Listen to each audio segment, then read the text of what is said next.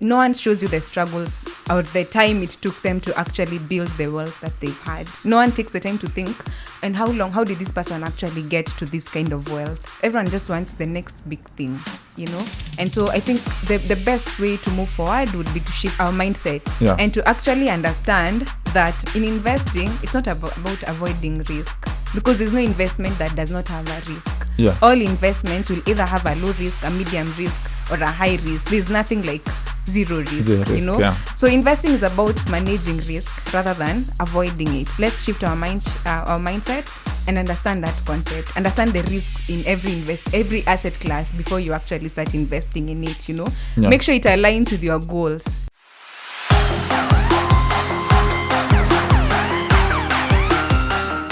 Hi, and welcome to another episode of Make Money the podcast. Now today we would like to talk about time. And without further ado, noting that time is limited, we'd like to jump straight into this conversation. And we would like to talk about time in investing, and knowing that time equals money, it's important to know the value that time can deliver on your investment. And I'm happy to be joined by Purity Wanjiru. Purity Wanjiru is a research analyst, financial markets and investments at Abojani Capital. And your background is in financial engineering. Yes. I don't know how much of engineering you've done with time, but we'll dive straight into this conversation. And I would like to point you out to, one of the tweets I saw you guys at Abojani put out, just in recent days. And I think without really reading it, word for word, paraphrasing, you talked about, investing not being for the faint-hearted. And you talked about a person who opened a money market fund account with you guys, and within 3 days they're already asking about the returns and why they are not growing as fast as they would have wanted that to be. And myself, in my own experiences, I've also had a situation where someone has reached out and asking about a certain MMF. How come I put 5,000 shillings in this thing, it's not growing as fast? It's been 2 months, the interest I've been getting is perhaps not within expectations. And so I just thought it's good to understand time and the impact time has on your investment, so that you choose between, is it 2 days or is it 2 years for you to see your return. And I think the first question for me is, why do we often perhaps lack the patience? I know it's as much as it's a question on finance, but very much psychological in this instance. A lot of money, a lot of asset classes or investments will grow left alone. If today I invest and leave that money alone, it will actually grow. But somehow we find ourselves sabotaging the process in that I'll stop, I'll doubt, is it growing as fast as I wanted to? They promised 10% return. Is it too much? Is it too little? How much principal did I put out? Where the lack of patience yet sometimes is as easy as putting your money somewhere and your fixed rate of return, or where your return might be, and just leaving it alone. How come we struggle so much to get to that? Good question. Thank you, Kepha, for having me here today. I'm Purity from Abojani Investments. Yeah. The issue of patience, and the reason even why we shared that tweet a few days ago, is because we are actually seeing that issue in the market where people or retail investors actually are making investments, but they're very quick to leave the market before maturity. So I think one of the reasons why people actually lack the patience to stay in an investment or to stay locked in the investment is due to psychological barriers. And a good example is FOMO, or what they call the fear of missing out, and mostly also societal pressures. We have seen, in the digital era, there's a lot of or a constant stream of information, and it's very easy to feel to have anxiety and lack the patience to actually stay in the investment for the long run. And we're actually seeing novice investors or beginner investors, or actually just new investors. They make the investment and they're already conditioned to expect quick returns or overnight success, and that's why we see a lot of scams and all that. So a beginner investor with the wrong mindset, first of all, and with biases like FOMO and all this pressure that you're seeing on social media, they come with the wrong expectations in the investment. And even before maturity, or you find someone is investing and then they just want to keep watching that investment, and in the process they sabotage their journey and they're not able to actually realize the full potential of their investment. It's an issue. It's just a mindset that we need to actually change. Have you yourself struggled with this mindset? I mean, we as an individual, have you come across a point where you'll have the same struggles as you might see with retail investors as yourself. I think with my background Yeah. in finance, I've always studied investments. I've always studied what people are doing, and I've seen success in the long run. It's something that I've grown up knowing that there's nothing like overnight success, and I have seen it here in Kenya. Everyone who goes for overnight success, it's usually a scam most of the time, and it's a downfall. So for me, I can't say I have struggled with being patient in my investment. I accepted my situation. I started small, and it's a continuous journey of learning and learning stuff, relearning new things. Yeah. So we would like now to apply some time into whatever is investment people are making, and there are quite elaborate formulas out there. But I just chose two to look at, and before we get to the second one, the first one is around compound interest. And I know this is something, you'll explain what compound interest. I'll let you do that as the expert. Yes. But ideally, if a working example of 50,000 shillings, and at least now rates are quite favorable, so 10% wouldn't be far-fetched to think about. If I can make a 10% return on an investment and let that money sit there for maybe the next 5 years, earning at 10% per annum, and assuming this is payable only once a year, perhaps give us a sense of how much money I would have at the end of the period, just doing nothing more than letting my 50,000 sit and wait. Okay. So perhaps let me start by explaining what compound interest is to the layman listener.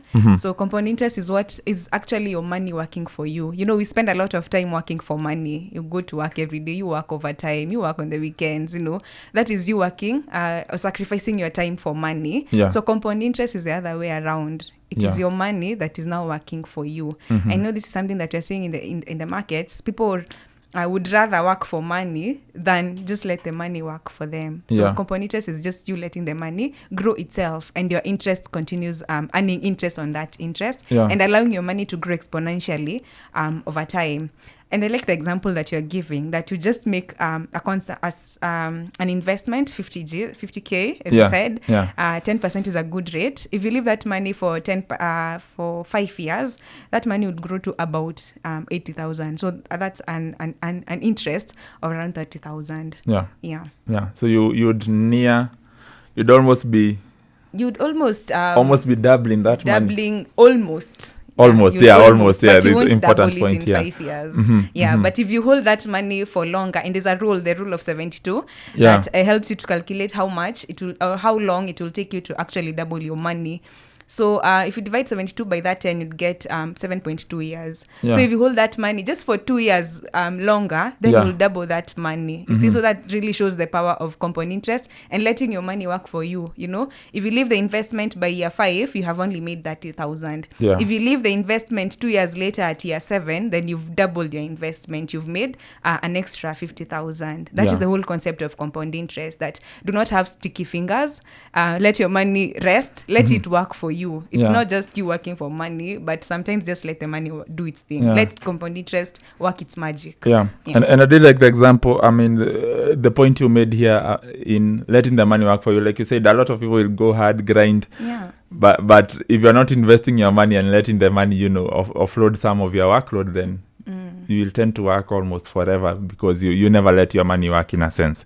So before we go to the rule of 72, which is a little bit simpler, I might say, maybe how does someone assess, without getting really into the formulas, how does someone assess how much compounding you can get from compounding by leaving your money sitting in account? Do you have a simpler way? I know there's a whole formula to it. I wouldn't want to go, as far as turning this to a math class, but I would like to have a sense for someone wondering, maybe you are looking at whatever the investment is. It could be a money market fund, it could be a bond, and you're letting that sit over time and trying to calculate your returns from it. How do we go about, just making an assessment for, your simple guy who isn't much into getting into calculations, but would still want to have a sense of this? of how long it will take them to increase their initial principal. Yes. I think you actually need to start from the basics. You have to understand the investment that you're actually getting into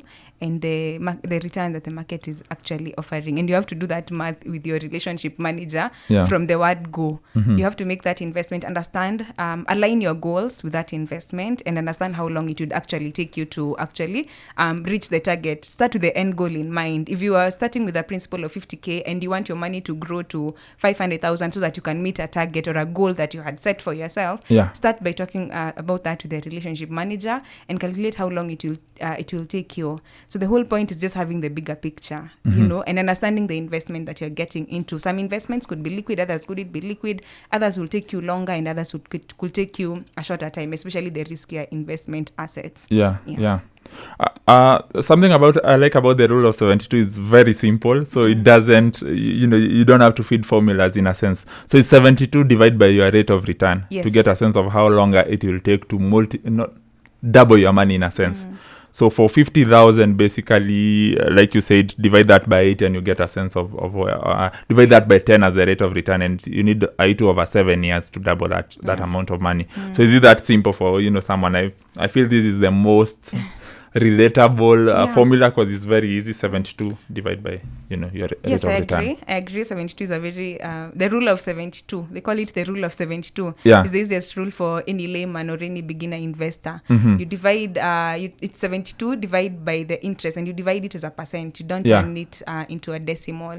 So for example, the 50,000 example with 10% interest would be 72 divided by that 10 and not divide by 0.1 and all that. So that is the easiest rule, actually. I agree with you. You just do 72 divide by the interest that asset class, whatever investment you're making, the interest that they're offering you. Just do 72 divide by that and then see how long it will take you to double, rather than just going the investment with your own set time. All right. So I would like to come to, in terms of now looking at asset classes that will give you the benefit of compounding, I would like to have a sense of which asset classes will now have that magic of compounding, that at the end of a certain period, my principal becomes the principal plus interest and in the former period, so that if I made 10% on my money this year, next year I'm not starting from my 50,000, I'm starting from my 50,000 plus the interest made on that year. Perhaps which are these asset classes that will give you that benefit? On a broader tone, there are many assets that would give you or would allow you to use or leverage the compounding effect. There's stocks, there's mutual funds. But to go to the point, let's talk about unit trusts here in Kenya. The common, popularly known as money market funds. There are several of them, but the popular one is money market funds. So those are the ones that actually allow any beginner investor to compound their money or to allow them to earn interest on top of their interest. And for money market funds, they allow you to earn interest on a daily, and then that interest is compounded on a monthly basis. When you talk about stock markets, when you earn the dividend, reinvesting that dividend would allow you to benefit from the compounding effect. When you talk about asset classes like real estate, the rental income, when you reinvest it, the whole point in these other asset classes, apart from money market fund, for you to enjoy compounding, it's about reinvesting those returns. But for money market funds, the benefit or the joy with money market funds is that, or the beauty with it, is that the interest that you earn every day, first of all, your capital is very safe. But the interest that you're earning every day is usually compounded at the end of the month, and it allows you over a period of time to for your money to just grow even without you watching it. Watching or even adding to it. Or in a sense, even you can adding even just to leave it. it. Yes, even without topping up, your money will still keep on growing. And your interest will keep earning interest on top of that previous interest. That's the beauty of it. And within our time, if you calculate with follow the rule of 72, you stick for that the number of years, you will actually double your income. And I like the simplicity of the rule of 72, because a lot of time when you're telling people how to double your money, they'll actually think you're selling an outright scam. Yet, like you noted, it's just patience. It's just leaving it alone. If you don't need it, if you don't have to, there's this example always given about not watching paint dry. You can't sit around to watch paint dry because it's going to take a long time, and you really get frustrated. You might think, maybe it needs a fresher coat, or such and such. I get the sense it's the same thing. You don't want to sit around and watch paint dry, so sometimes you move away and watch that magic. Yeah. I think we've spoken about money market funds previously here on the podcast, and I like the example. It's the best example to show the power of compounding. So I was thinking in terms of 50,000 earning at 10% per year, and you'd be making right around 5,000 shillings. Then your next year begins at 55,000 shillings. You earn again 10% on that, another 55 that's added again to the principal. And then you get to see that over time, stretched out over a period of time for sure. That's a good way to get that compounding effect. Now, I know you are in financial engineering. I don't know how much of behavioral finance you've tackled on, but in the modern times, there's that desire for instant results, no matter what it is. Investment, sometimes even cooking, you're frustrated, like, I don't know, your pot today isn't working best. Sometimes it's even an instant, say an electric kettle is just not warming up whatever you're warming as fast as you'd want. How do we get to achieve patience in investing in these modern times where it's a lot of instant results? It's a lot of you want a faster computer, you want you want a faster phone, you want a faster processor, you want a faster refresh rate on your screen. You don't want to have to feel like your phone is lagging on. You want to check on your social media updates in a sense. How do we still achieve patience? Because like we've seen, you'll double your money. Left alone, your money will grow to infinity, for instance. Just noting.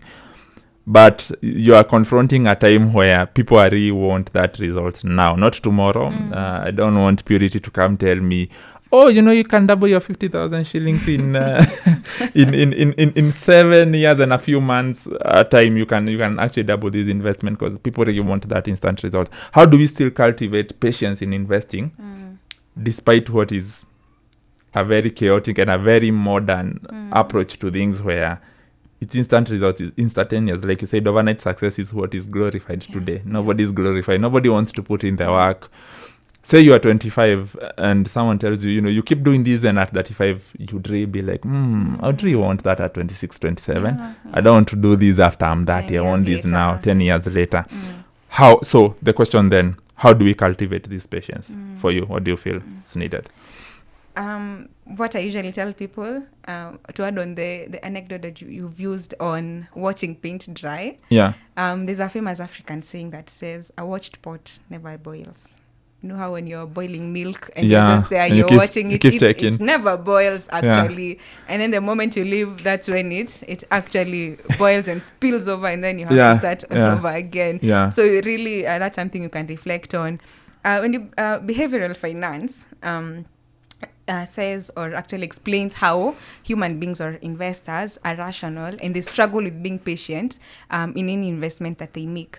And the situation is worsened in the era that we live in of social media. No one shows you the struggles or the time it took them to actually build the wealth that they've had. No one takes the time to think, and how did this person actually get to this kind of wealth? Everyone just wants the next big thing. And so I think the best way to move forward would be to shift our mindsets, and to actually understand that in investing, it's not about avoiding risk, because there's no investment that does not have a risk. All investments will either have a low risk, a medium risk, or a high risk. There's nothing like zero risk, So investing is about managing risk rather than avoiding it. Let's shift our mindset and understand that concept. Understand the risks in every asset class before you actually start investing in it. Make sure it aligns with your goals. See the bigger picture. Play the long-term game. And studies actually show that long-term investors outperform short-term traders. I like to call those people who just they enter the market today, they make an investment today and they want to quit tomorrow. Those ones are traders. Those ones are not investors, and you cannot be a retail investor and you want to trade, surely. There's a lot of information that you need to digest. There's understanding the investment. There's a lot of due diligence you have to do. So you cannot make an investment today and then expect to be richer tomorrow. It's important for us to maybe embrace the buy and hold strategy. Buy and hold strategy allows you to give compound interest the chair and let it just work its magic. Yeah. You know, so you buy or you enter into the investment and then you just give it time. Time equals money in investing. The longer you stay in that investment, the longer the higher the potential of you actually maximizing your returns. So let us shift actually our mindsets and actually strive or endeavor to build a staying power kind of portfolio that is a resilient portfolio, you know, a portfolio that, I mean, we've had market crashes over the years, several of them from 1920s. There's always a lot of market noise. There's always a lot of market fluctuations. But at the end of the day, those investors that are able to block out the noise and stay in the companies or in the investments that they made because they believed in them, they're the ones who outperform the markets. Yeah. All right, thank you. And I like the example you made about the African proverb where, you know, I watch what never boils. And it reminds me when you're cooking tea, sometimes you just go away and you'll actually rush back to turn it off because, you know, it boils up versus sitting there and it will never. You get the sense of time almost not moving. Yes. And so sometimes the best way is to move away and come check back on it later. So we've spoken about, you know, the justification for patience. And I know this is something we always told growing up, especially as children in you know, walking through primary and high school, that patience pays. Yet somehow it's not something we've embraced so much within investing. You know, we want to make a quick, you know, people talk of making a quick buck. I don't know, here we might say a quick shilling. But is it that for you, does patience pays in the end? Do you feel that? Absolutely. You know, we need to let time work its magic in whatever we are doing in investing. Absolutely. I agree. Patience pays in investing. And when you listen to the stories of the people who have built sustainable wealth over the long run, they'll tell you they started by earning interest rates worth less than 100 bob. But it has taken them years and they've almost, they've doubled or tripled their interest. So the longer you leave your investment, the longer you stop watching it, the higher your potential of maximizing those the returns, you know. So patience really pays in investing. All right, purity. Yeah. Unfortunately, talking about time passes quite fast, and this is all time we had for the podcast. And I'd like to thank you for being on this week's podcast with us here, talking about the impact of time and, you know, time equaling to money here in a sense. And I think you've very much put this into play. Yeah, thanks, Kepha, for having us. All right. That has been Purity Wanjiru, research analyst and financial markets and investments at Abojani Investments. And I'd like to thank you again for being on the podcast. And remember, you can catch us across wherever you get your podcast from.